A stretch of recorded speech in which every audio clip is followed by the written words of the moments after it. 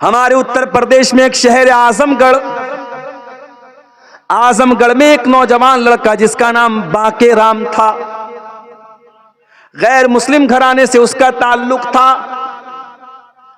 उस लड़के के मन के अंदर जिज्ञासा पैदा हुई, ख्वाहिश पैदा हुई, इस्लाम का मुताला करने की। पढ़ा लिखा नौजवान था, उसने इस्लाम का मुताला किया, इस्लाम की स्टडी की, कुरान को पढ़ा, नबी की सीरत को पढ़ा, नबी की जिंदगी को पढ़ा। एक मौलवी साहब से मिला, मौलवी साहब मैं इस्लाम को स्वीकार करना चाहता हूं, क्या करना पड़ेगा? मौलवी साहब ने कहा जाओ गुस्ल करके आओ। गुस्ल करके आया, पाक साफ हो करके आया। मौलवी साहब ने कहा चलो कलमा पढ़ो, अशहदु अल्ला इलाहा इल्लल्लाह, मैं गवाही देता हूं अल्लाह के सिवा कोई इबादत के लायक नहीं है, व अशहदु अन्ना मुहम्मदन अब्दुहु व रसूलुहु, और मैं गवाही देता हूं कि मोहम्मद सल्लल्लाहु अलैहि वसल्लम अल्लाह के बंदे हैं, अल्लाह के रसूल हैं। वो लड़का मुसलमान हो गया। मौलवी साहब ने कहा आप क्या चाहते हो? कहा मौलवी साहब मैंने इस्लाम कबूल तो कर लिया, मगर मैं चाहता हूं मैं इस्लाम की और स्टडी करूं और मुताला करूं, मैं कुरान की लैंग्वेज को पढ़ना चाहता हूं, मैं हदीस को पढ़ना चाहता हूं।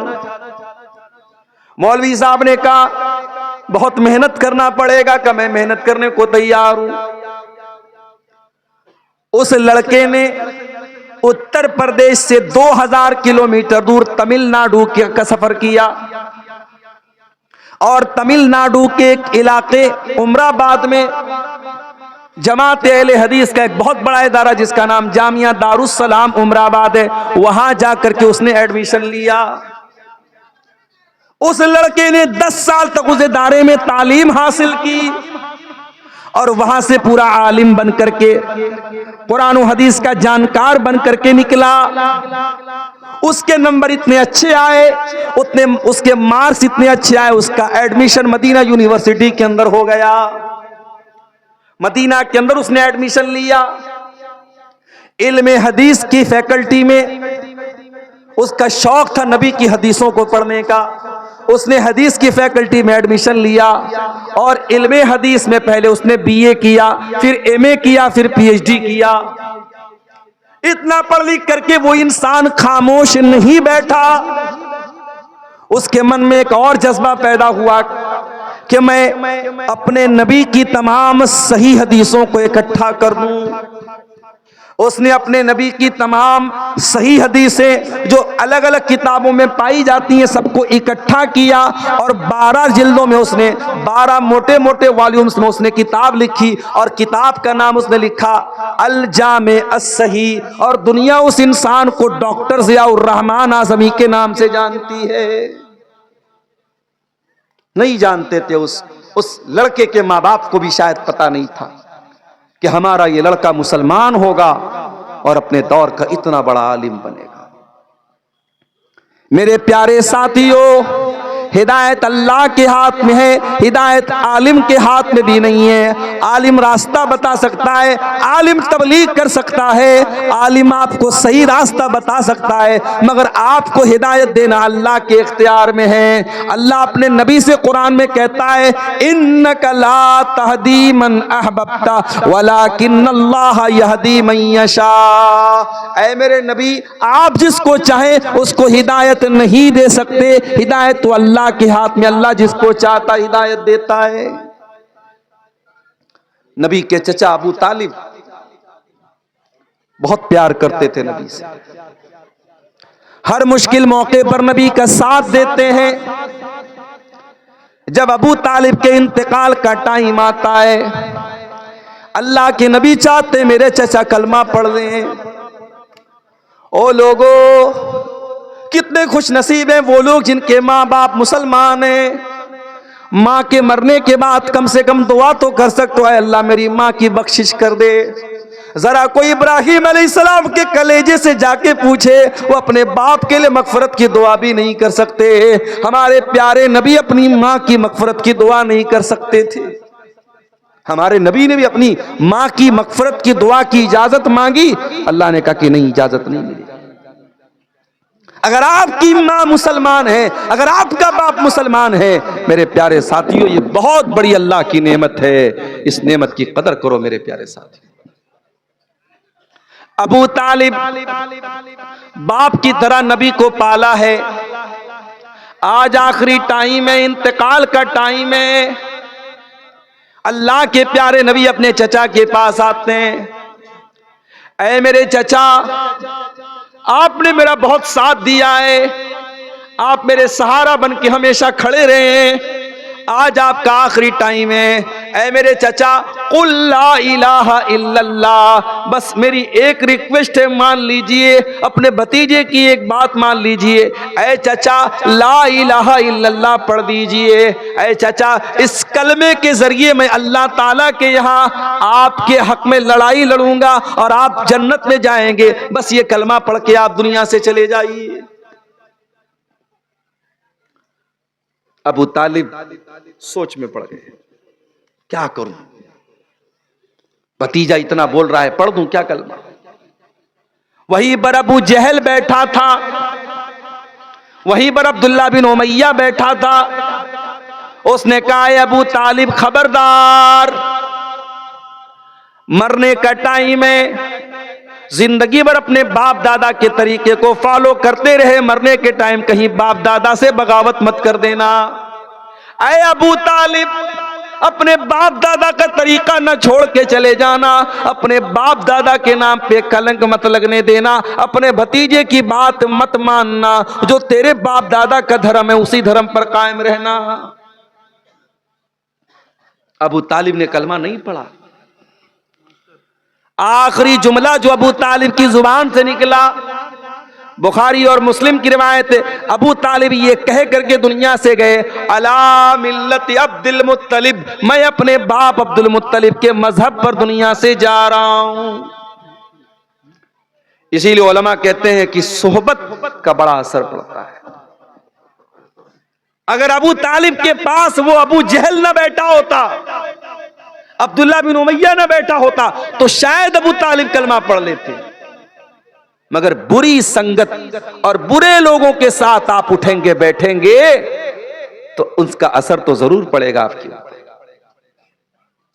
हमारी बहुत सारी मुसलमान लड़कियां कॉलेजों में पढ़ती हैं और वो कॉलेज गर्ल्स कॉलेज होता है, वहां लड़के नहीं पढ़ते, सिर्फ लड़कियां पढ़ती हैं। माँ बाप तो बड़े खुश हैं, चलो आज के दौर में हमारी लड़की कोई एजुकेशन में नहीं पढ़ रही है, लड़का लड़की साथ में पढ़ते तो बवाल होता, चलो लड़कियों के कॉलेज में पढ़ रही है, हमारी लड़की सेफ है। माफ कीजिए, आपकी लड़की सेफ नहीं है। आपकी लड़की जिन लड़कियों के साथ पढ़ती है, आप तो बड़े दीनदार हैं, आप तो इस्लाम को फॉलो करने वाले हैं, लेकिन आपकी लड़की जिस कॉलेज में पढ़ती है वहां बहुत सारी ऐसी लड़कियां हैं जिनके 10-10 बॉयफ्रेंड हैं, जो रात रात भर लड़कियों से चैटिंग करती हैं, जो जिना करती हैं, जो बदकारी करती हैं। और आपकी लड़की जब ऐसी लड़कियों के साथ पढ़ेगी तो उनका असर आपकी बेटी के ऊपर भी पड़ेगा। सोहबत का असर पड़ता है मेरे प्यारे साथी। अबू तालिब के ऊपर सोहबत का असर पड़ा, कलमा नहीं पढ़ सके, इंतकाल हो गया। और कुरान की आयत नाजिल हो गई, इन्नका ला तहदी मन अहबब्ता वलाकिन्नल्लाह यहदी मन यशा। ऐ मेरे नबी, आप जिसको चाहें उसको हिदायत नहीं मिलेगी, अल्लाह जिसको चाहेगा उसको हिदायत मिलेगी। हिदायत हमारे हाथ में नहीं है मेरे प्यारे साथियों। इसीलिए शायर कहता है, अबू तालिब के किस्से ने हकीकत खोल कर रख दी, न हो आंखें तो घर की रोशनी से कुछ नहीं होता।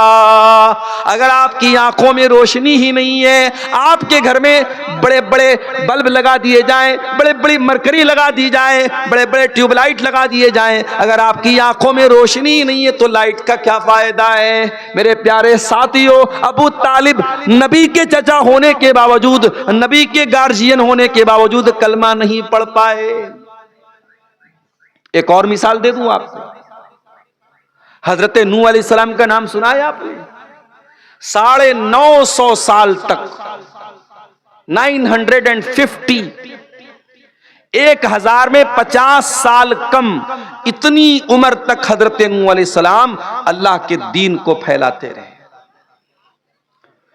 अगर आज नमाज पर करम टोला में तकरीर हुई और कल सुबह कोई फजर न पड़े तो माफ करना, तकरीर करने वाले का क्या कसूर है? हर साल जलसा हो रहा है, पर्दे पर तकरीरें हो रही हैं, लेकिन आपके करम टोला में जैसे ही मैं दाखिल हुआ, मैंने देखा जवान लड़की अपनी माँ के साथ जलसे में आ रही है, होठों पर लिपस्टिक भी लगी हुई है, चमकदार कपड़ा भी पहने हुए है, खुशबू में बसी हुई है और तकरीर सुनने के लिए आ रही है। कितनी तकरीरें उलमा ने बयान की, न बेपर्दगी में कमी आई, न बेहयाई में कमी आई। अगर आप अमल नहीं करते हैं तो माफ करना मेरे प्यारे साथियों, इसमें तकरीर करने वालों का, बयान करने वालों का क्या कसूर है? नूह अलैहिस्सलाम 950 साल तक तबलीग करते रहे और थोड़े से लोग उनके ऊपर ईमान लाए। अल्लाह ने हुक्म दिया कि ऐ नूह, बस बहुत हो गया, वस्नाइल फुल्का बिआयुनिना, ऐ नूह अलैहिस्सलाम हमारे हुक्म से कश्ती बनाओ। नूह अलैहिस्सलाम ने पूछा नहीं, अरे अल्लाह कश्ती क्यों बनाओ, पानी तो नहीं है यहां पे। हजरत नूह अलैहिस्सलाम गंगा के किनारे थोड़ी रहते थे, उनको लाल बथानी से मनिहारियम को जाना हो तो हमें कश्ती का सहारा लेना पड़ता है, बीच में नदी है, वहां तो दूर दूर तक नदी नहीं थी। नूह अलैहिस्सलाम ने, अल्लाह ने हुक्म दिया कश्ती बनाओ। नूह अलैहिस्सलाम ने लॉजिक नहीं पूछी। आज हमारा नौजवान हर चीज की लॉजिक पूछता है। मौलवी साहब, एक औरत का मेरे पास मैसेज आया, मौलवी साहब ये बताइए कि शौहर के मरने के बाद बीवी को 4 महीना 10 दिन की इद्दत क्यों गुजारनी पड़ती है? मैंने कहा कि मेरी बहन, बीवी को अपने शौहर के एहतराम में, मियां बीवी का रिश्ता एहतराम का रिश्ता है, बीवी अपने शौहर का की इज्जत करती है, एहतराम करती है, सम्मान करती है, रिस्पेक्ट करती है, तो अल्लाह ताला ने हुक्म दिया है कि शौहर मर जाए तो बीवी 4 महीना 10 दिन तक इद्दत गुजारे। और फिर मैंने उस बहन को यह भी नसीहत की कि हर चीज की लॉजिक मत तलाश किया करो। शरीयत में आपको बहुत सारी ऐसी चीजें मिलेंगी, कोई लॉजिक नहीं, कोई लॉजिक नहीं। जाड़े का मौसम आया, आप मोजा पहने हुए हैं, ट्रेन पे मैं सफर करके आता हूं, अपनी मंजिल पर पहुंचा, देखा मोजा बहुत गंदा हो गया है। मैं वजू की हालत में, अगर मैंने मोजा पहना हुआ है, शरीयत कहती है कि सफर में आप 3 दिन तक मोजा पहने पहने वजू कीजिए और पैर धोने के बजाय पैर के ऊपर मसा कर लीजिए। अब लॉजिक ये कहती है कि साहब जब मैंने मोजा पहना है तो मोजे पर जो डस्ट लग रहा है, जो गंदगी लग रही है, वो तो नीचे लग रही है, तो मसा तो नीचे होना चाहिए, मगर मसा नीचे नहीं, मसा ऊपर होगा। दीन में हर जगह लॉजिक नहीं चलेगी मेरे प्यारे साथ। अल्लाह ने कहा ऐ नूह कश्ती बनाओ। नूह अलैहिस्सलाम ने लॉजिक नहीं पूछी, कश्ती बनाने लगे। ये भी नहीं पूछा अल्लाह कश्ती क्यों बना रहा हूं, पानी तो दूर दूर तक नहीं है। नूह अलैहिस्सलाम कश्ती बनाने लगे। अब कश्ती बनाते चले जा रहे, कौम के लोग आते चले जा रहे। कुल्लमा मर्रा अलैहि मलउम मिन कौमिही सखिरू मिनहु, जब कौम के लोग वहां से गुजरते हैं तो मजाक उड़ाते हैं, देखो भाई हजरत नूह तो बड़ई बन गए, ये तो बड़ई का काम कर रहे हैं, ये तो कश्ती बना रहे, लोग मजाक उड़ा रहे, लोग ठट्ठा कर रहे हैं, लोग हंसी उड़ा रहे हैं, मगर नूह अलैहिस्सलाम खामोशी से अपना काम करते चले जा रहे हैं। सबक ये दे रहे हैं, ऐ सच्चाई के रास्ते पे चलने वाले, ऐ दीन के रास्ते पे चलने वाले, दुनिया तेरा मजाक उड़ाएगी, तू परवाह मत करना। ऐ नकाब पहनने वाली खातून, तू नकाब पहन के निकलेगी, कोई नारा भी लगाएगा अपने मजहब का, तू खामोशी से आगे बढ़ जाना। ऐ दाढ़ी रखने वाले नौजवान, तेरी दाढ़ी का मजाक भी उड़ाया जाएगा, तू अपनी दाढ़ी पर कभी शर्माने की कोशिश मत करना। कहीं लोगों के हंसी मजाक को सुन करके अपनी दाढ़ी को साफ मत कर देना, कहीं लोगों के हंसी मजाक को सुन करके अपने नकाब से, ऐ मुसलमान औरत तो समझौता मत कर लेना। हजरत नूह ने सबक दिया। दुनिया कुत्ते भौंकते रहते हैं और हाथी चलता रहता है, हाथी की चाल पे कुत्तों के भौंकने से कोई फर्क नहीं पड़ता है। नूह अलैहिस्सलाम कश्ती बनाते चले जा रहे हैं और कौम के लोग मजाक उड़ाते चले जा रहे हैं। कश्ती बन करके तैयार। अल्लाह ने फरमाया कि ऐ नूह, अब एक काम करो, इस कश्ती पर जितने ईमान वाले हैं सबको शामिल कर लो, और तुम्हारे जितने परिवार के लोग हैं उनको भी कश्ती पर बिठा लो। वमीन कुल्लिन ज़ौजैन इस्नैन, और हर जानदार, हर जानवर का जोड़ा भी अपनी कश्ती में रख लो, जो भी जानदार तुम्हारे सामने मौजूद है। नूह अलैहिस्सलाम ने जितने ईमान वाले थे, मुट्ठी भर थोड़े से ईमान वाले थे, सबको अपनी कश्ती पे सवार कर लिया। उनका परिवार भी कश्ती में आ गया। उनकी एक बीवी उनके ऊपर ईमान नहीं लाई, वो कश्ती पे नहीं चढ़ी, और उनका एक बेटा ईमान नहीं लाया, वो कश्ती पे नहीं चढ़ा। बेटे का नाम कनान था, जो उलमा ने बयान किया है, वल्लाहु आलम, उसका नाम कनान था। कनान नाम का लड़का बैठा नहीं कश्ती पे, नहीं सवार। जब कश्ती के चलने का टाइम आया, अल्लाह ने जमीन को हुक्म दिया, जमीन से पानी निकलने लगा। पूरी जमीन पानी से भर गई, हर तरफ पानी ही पानी नजर आने लगा। अगर आपको नूह अलैहिस्सलाम के तूफान का अंदाजा लगाना है तो यूट्यूब पे जाके देखना, जब सुनामी आई थी तब क्या हाल था। इंडोनेशिया के वो इलाके जहां बड़ी बड़ी बिल्डिंगें समुद्र के किनारे थी, ताश के पत्तों की तरह डह गई, गिर गई, उन इलाकों से जाके पूछ लेना और अंदाजा लगा लेना कि नूह अलैहिस्सलाम के जमाने में तूफान कैसा आया था। आज भी तूफान आता है तो इंसान की कोई बनाई नहीं बनती, इंसान की कोई ताकत काम नहीं आती। अरे तूफान तो बहुत बड़ी बात है, इतनी तरक्की कर गया हमारा देश भारत। आज भी बिहार के कुछ इलाकों में जब सैलाब आता है, जब बाढ़ आती है, तो नीतीश कुमार जी भी कुछ नहीं कर पाते। कटिहार के कई गांव के गांव डूब जाते हैं, पूरी बस्ती डूब जाती है। गांव के लोग जितने दिन सैलाब आता है अपना गांव छोड़ के कहीं और चले जाते हैं। इस सैलाब का, इस बाढ़ का भी हमारे पास कोई सॉल्यूशन नहीं है। इंसान अल्लाह तबारक व तआला की कुदरत के आगे इतना मजबूर है। इंसान कहता है आई एम सो पावरफुल, मैं बहुत शक्तिशाली हूं। अरे तू क्या शक्तिशाली है, तेरी औकात नहीं है। कितनी बीमारियां हैं, तेरे पास कोई इलाज नहीं है। इतनी मेडिकल साइंस तरक्की कर गई, कैंसर का अभी तक कोई कामयाब इलाज नहीं तलाश किया जा सका। जाओ मुंबई के टाटा कैंसर हॉस्पिटल में जाके देखो, हजारों लोग बेचारे जिंदगी और मौत की लड़ाई लड़ रहे हैं। अपने घर, मकान, खेत खलियान बेचकर लाखों का इलाज करा रहे। क्यों? मेरा जीवन बच जाए, मेरी जिंदगी बच जाए। इंसान अल्लाह की कुदरत के आगे मजबूर है मेरे प्यारे साथी। नूह अलैहिस्सलाम ने कश्ती पर सबको बिठा लिया। उनका एक लड़का कश्ती पर सवार नहीं हुआ। काला या बुनय्या इरकम माना वला तकुम मअल कौमिल काफिरीन, कहा है मेरे बच्चे जल्दी से कश्ती पे आ जा, काफिरों का साथ न दे, तू काफिरों के साथ डूबने वाला न बन, मेरी कश्ती में आ जा। काला सावी इला जबली यासिमुनी मिनल मा, बेटा कहने लगा अब्बा जान मैं बहुत जीनियस हूं, अगर पानी आया, पानी का थपेड़ा आया, पानी की लहरें आई, अब्बा जान मैं पहाड़ के ऊपर चला जाऊंगा। अरे पानी कितना ऊंचा जाएगा, पहाड़ तक थोड़ी जाएगा, मैं पहाड़ पे चला जाऊंगा। हजरत नूह अलैहिस्सलाम ने फरमाया काला ला आसिमल यौम मिन अम्रिल्लाहि इल्ला मर रहीम, ऐ मेरे बच्चे ये अजाब है, ये तूफान अल्लाह का अजाब है, और अल्लाह के अजाब से कोई पहाड़ भी तुझे नहीं बचा सकता। तूफान आया और हजरत नूह अलैहिस्सलाम का बेटा डूब गया, मर गया, डूब गया, खत्म हो गया, और आखिरत भी उसकी बर्बाद होगी, क्योंकि अल्लाह ने कहा था वही कामयाब होगा जो तेरी कश्ती पे आएगा। जब नूह अलैहिस्सलाम का बेटा उनकी आंखों के सामने डूब गया, इतने बड़े नबी हैं, अल्लाह ने बता भी दिया था कि जो कश्ती में जाएगा वही बचेगा। नूह अलैहिस्सलाम को तो समझ जाना चाहिए मेरा बेटा ईमान नहीं लाया इसीलिए तो डूब गया, मगर बाप का कलेजा मानने को तैयार नहीं है। बाप बाप होता है मेरे साथी।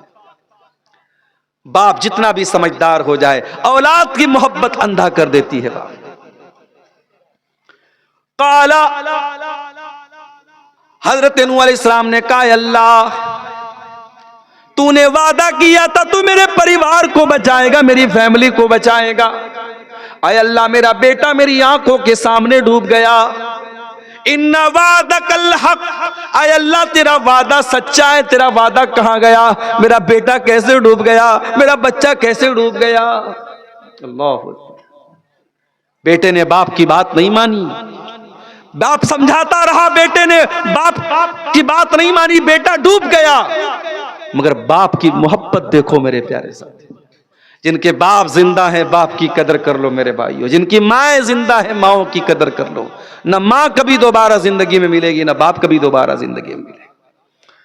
आज 4 पैसे तुम्हारे पास हैं, बाप किसको जरूरत पड़ी तो तुम्हें वो पैसे देने में हमारी जान जाती है। बीवी अलग समझा रही है, अरे चलो अब्बा को क्या जरूरत है पैसा देने की। अरे आज जिस बाप को तुम पैसा देने से कतरा रहे हो और तुम्हारे पास पैसे की कमी नहीं है, कल तुम तलाश करोगे कि कहां मेरा बाप मुझे मिल जाए, मैं उसके हाथ में कुछ पैसे रख दूं। जिस मां ने तुझको अपने पेट में 9 महीने रखा है, उस मां को छोटी छोटी जरूरतों के लिए तेरे सामने हाथ फैलाना पड़े, और आज तू उसको उसकी जरूरतें नहीं पूरी करता, उसकी दवाएं नहीं लाता, उसको तू खाने पीने की चीजें तक ला के नहीं देता। कल जब ये माँ चली जाएगी तो तेरा हाथ मचलेगा कि काश मेरी माँ जिंदा होती, मैं उसे नई साड़ी ला के देता, मैं उसे नए कपड़े ला के देता, मैं उसके खाने की चीज उसको ला के देता। तू तरसेगा अपनी माँ को देने के लिए। माँ जिंदा है तो माँ की कदर कर लो मेरे भाई, बाप जिंदा है तो बाप की कदर कर लो। मरने के बाद करम टोला के मदरसे में अपने बाप की तरफ से 1 कट्ठा जमीन भी दे दी तो बाप की खिदमत का हक अदा नहीं होगा। अगर माँ की तरफ से यतीमों को खाना भी खिला दिया तो माँ को जिंदगी में जो तूने खिलाया है उसके सवाब के बराबर तू नहीं पहुंच सकता। जिंदगी में माँ बाप की कदर करो मेरे साथी। बाप बाप होता है। कहा अय अल्लाह तूने वादा किया था तू मेरे परिवार को बचाएगा, अल्लाह मेरा बेटा डूब गया। क्यों डूब गया? काला या नूह इन्नहु लैसा मिन अहलिक इन्नहु अमलुन गैरु सालिह। ऐ नूह तेरा बेटा तेरे परिवार में से नहीं है, तेरे अहल में से नहीं है, तेरे बेटे का अमल गड़बड़ है। इन्नहु अमलुन गैरु सालिह, तेरे बेटे का किरदार गड़बड़ है। आज हमारे यहां बिरादरीवाद बहुत चलता है। अंसारी है तो अंसारी में ही शादी होगी। कटिहार जाता हूं, वहां शेरशाहबादी, मुसलमानों में शेरशाहबादी बिरादरी है और एक बिरादरी वहां सुरजापुरी है। शेरशाहबादी सुरजापुरी में 36 का आंकड़ा है। दरभंगा जाता हूं, वहां शेख और अंसारी में 36 का आंकड़ा है। हमारे यूपी में सिद्धार्थनगर जाता हूं, वहां खान और जो दूसरी बिरादरी के लोग उसमें 36 का आंकड़ा। आज बिरादरी पर हम मर रहे हैं, अपनी बिरादरी पर बड़ा नाश करते हैं। अरे बिरादरी छोड़, तो नबी का भी अगर बेटा है और तेरा अमल अगर गड़बड़ है तो अल्लाह ताला क्या तेरा बाप भी तुझे नहीं बचा पाएगा। बगावत पर हो आमादा तो डूबे नूह का बेटा, बगावत पर हुआ मादा तो डूबे नूह का बेटा। यहां नामो नसब की बरतरी से कुछ नहीं होता।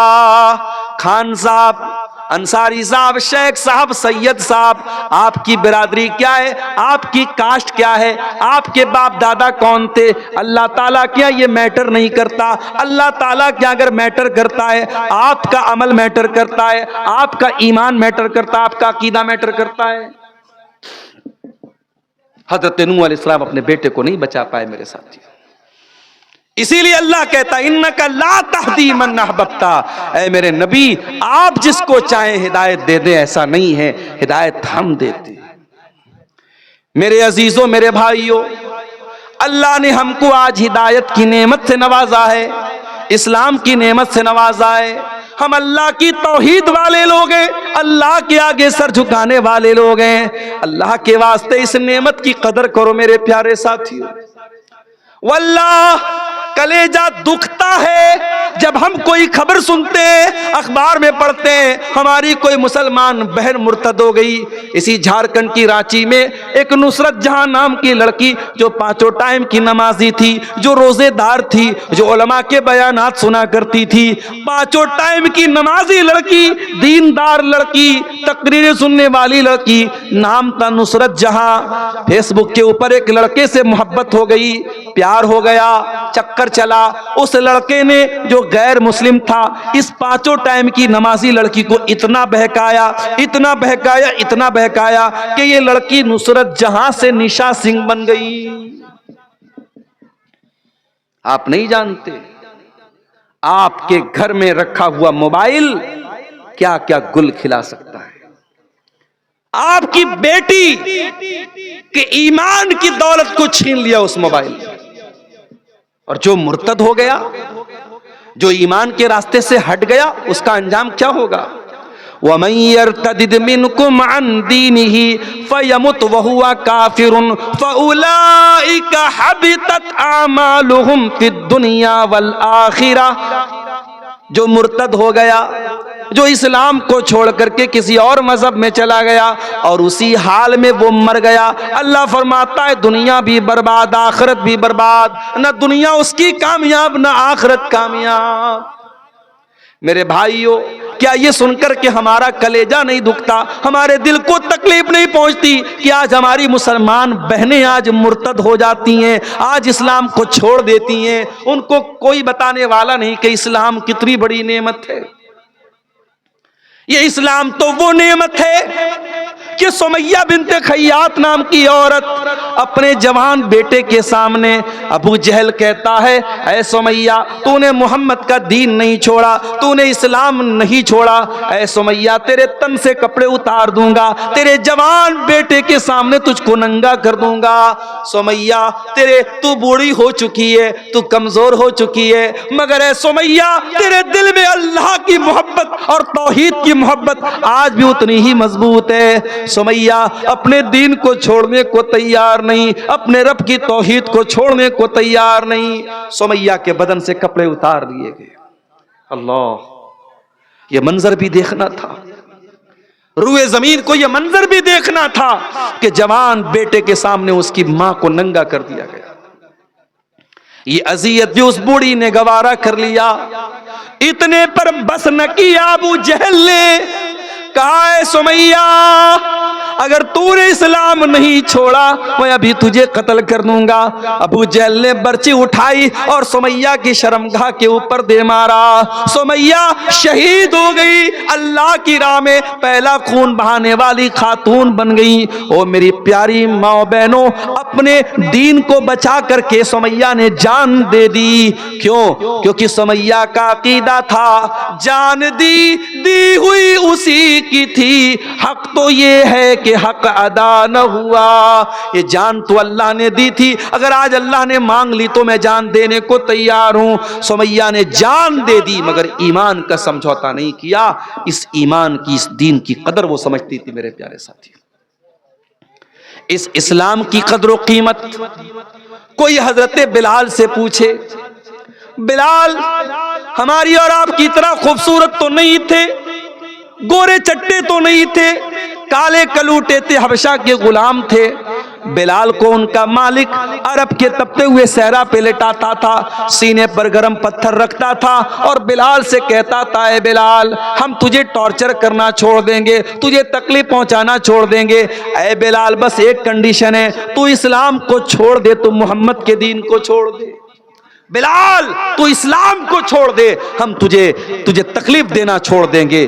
बिलाल के सीने की चर्बी पिघल रही है मगर बिलाल की जबान से एक ही लफ्ज निकलता है, अहद अहद, मेरा अल्लाह एक है, मेरा रब एक है। उस रब की तौहीद के साथ मैं कोई समझौता करने को तैयार नहीं हूं। मेरे प्यारे साथियों, इस्लाम की कदर कीमत कोई बिलाल से पूछे।